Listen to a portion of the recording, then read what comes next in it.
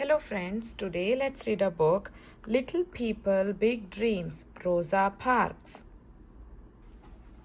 Rosa grew up near Montgomery, Alabama with her mother, brother and grandparents. She was very little and very brave, and she always tried to do what was right.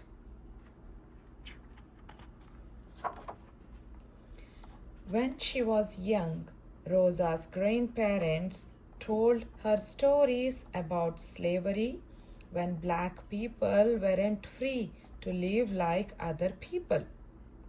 Slavery was over, but times were still hard for Rosa and her family. Black people were treated very badly and told they were not equal to white people. Every day, Rosa watched the school bus go by taking white children to their big school. It didn't stop for her. She had to walk a long way to the one-room school that was just for black children.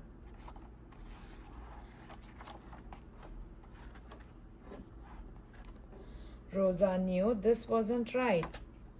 She knew she was a regular person, just as good as anyone else.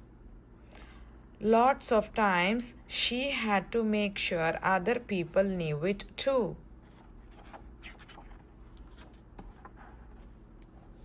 When Rosa grew up and got a job in the city, she couldn't use the same doors, elevators, bathrooms, or water fountains as white people.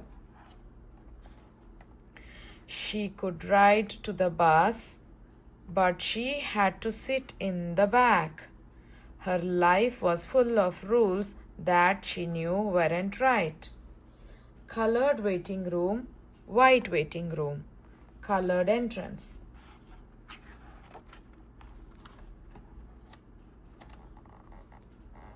Rosa fell in love with a man named Raymond, who was trying to change the rules to be more fair and equal.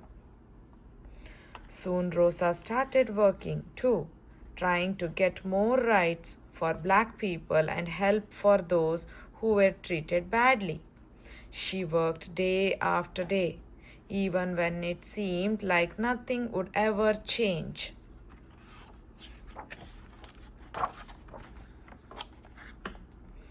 On her way home from the city one day, a bus driver told Rosa to stand up so as a white person could take her seat.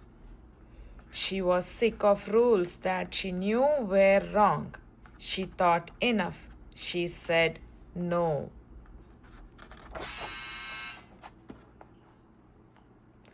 Rosa was taken to jail. She wasn't scared because she knew that what she was fighting for was right. When Rosa came home that night, she talked to her friends and family about what to do. She decided to keep fighting no matter how hard it would be.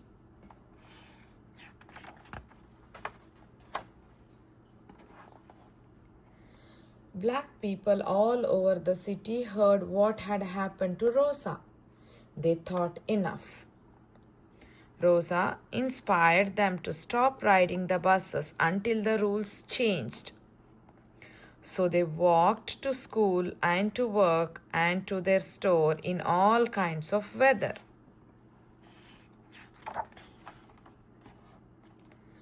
Rosa traveled the country from New York to San Francisco to convince other people to join the fight. Finally, after 1 year, the Supreme Court decided that treating black people differently from white people on buses was wrong. The rules were going to change.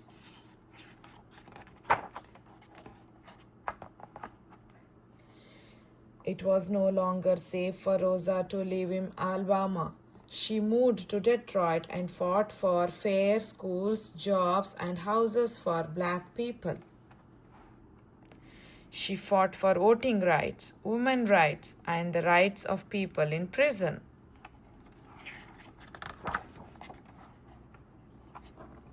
When Rosa was an older woman, she was given awards and told she was a hero. But she knew who she was, a regular person just as good as anyone else, and she had work to do.